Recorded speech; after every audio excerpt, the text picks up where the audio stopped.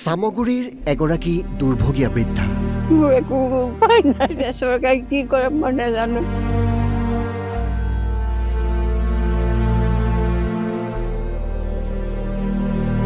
তিৰপালৰ চালিৰ উৰুখা পজাত জীৱন নিৰ্বাহ তেখেতৰ। বৰষুণ আহিলে শুব নোৱাৰো, ইমান জাপি জাপি তিৰপালকে টঙাইছো। কাগৈ কমগে যে মোক টিঙখন আনি দে।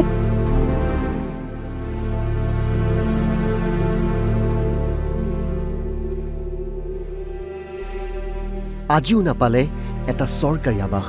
22 বছৰ আমি চৰকাৰৰ পৰা একো এটা অনুদান নাপাওঁ। কি কাৰণত নাপাওঁ এতিয়া ভগৱান নাজানে। আমি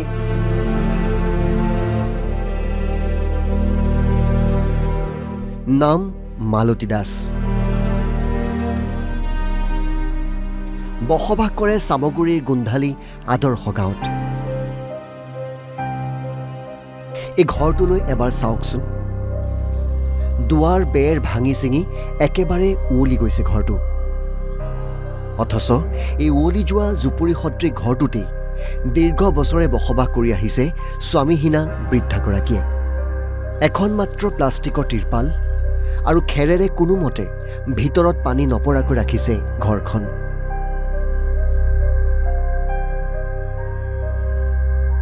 বাইছ বছৰ হ'ল ইয়াত থকা।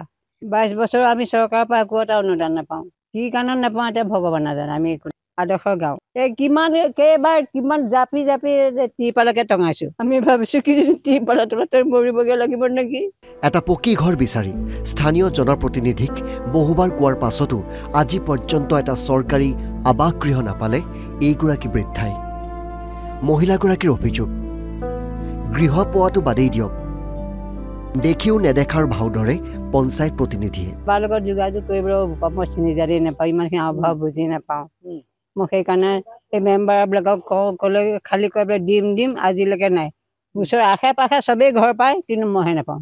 পকা ঘৰ থকা মানুহো ঘৰ পায়, কিন্তু আমিহে নাপাওঁ। কিহৰ কাৰণে নাপায় বুলি ভাবে আপুনি? কিহৰ কাৰণে নাপাওঁ মানে টকা দিব নোৱাৰোঁ। মই যদি টকা দিব পাৰোঁ মই টিং আনি পেলাইচোন টিঙৰ তলত থাকিব পাৰোঁ। বৰষুণ তিতি কিয় থাকোঁ ৰাতি? আমাক চৰকাৰৰ চকু মিলি নাচাই কিয় তাকো নাজানো। ল'বলৈ এবাৰ হেৰিবিলাক আহে আৰু আহিলে আৰু ফটো মাৰি নিব আৰু নি পেলাই আৰু বোম এপেকে দি থৈ যাব। এতিয়া মই বোম ফুটাবলৈ ভয় লাগে। মহিলাগৰাকীৰ দুখ দুৰ্দশাৰ কাহিনী ইমানতে শেষ হোৱা নাই। ভূতৰ ওপৰত দানহ পৰা দি মহিলাগৰাকীৰ এই ভগা ঘৰটোকে আকৌ ভাঙিবলৈ আহে বন্যহস্ত্ৰী জাকে। বহুবাৰ ভাঙি তহিলং কৰিছে মহিলাগৰাকীৰ ভগা জুপুৰিটো। বন বিভাগেও এই ক্ষেত্ৰত গুৰুত্ব দিয়া নাই।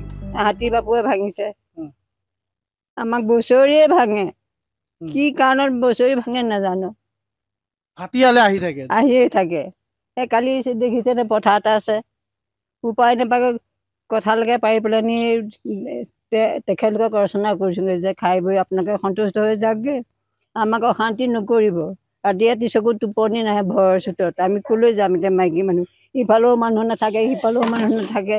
যেনি তেনি জেওৰা পাৰ হৈ যাওঁতে চকুৱে নেদেখা হৈছোঁগৈ। একে বছৰিয়ে ভাঙে, মানে কোনোবাই মানে আমাক ৰেহাই নিদিয়ে। কিবা অপৰাধী হৈছে নে দুখে হৈছে নে? আপোনালোকে ঘৰ দুৱাৰ পাইছে নাই? ঘৰ দুৱাৰ আমি একোৱে পোৱা নাই, একোৱে দিয়া নাই। মুঠতে এক দুৰ্বিষহ জীৱন কটাইছে এই দুৰ্ভগীয়া বৃদ্ধাগৰাকীয়ে। প্ৰশ্ন উঠিছে, চৰকাৰে দুখীয়াৰ বাবে আগবঢ়োৱা লাখ লাখ ঘৰবোৰ তেন্তে কোনখিনি মানুহে পাবলৈ সক্ষম হৈছে? এই মহিলাগৰাকীয়ে যদি এটা আৱাসগৃহ নাপায় তেন্তে কোনে পাব ঘৰ? স্থানীয় বিধায়ক দীপুৰঞ্জন শৰ্মাক বিহিত ব্যৱস্থা গ্ৰহণ কৰিবলৈ আহ্বান জনাইছে স্থানীয় লোকে। চামগুৰিৰ পৰা অভিজিত বৰা, NB নিউজ।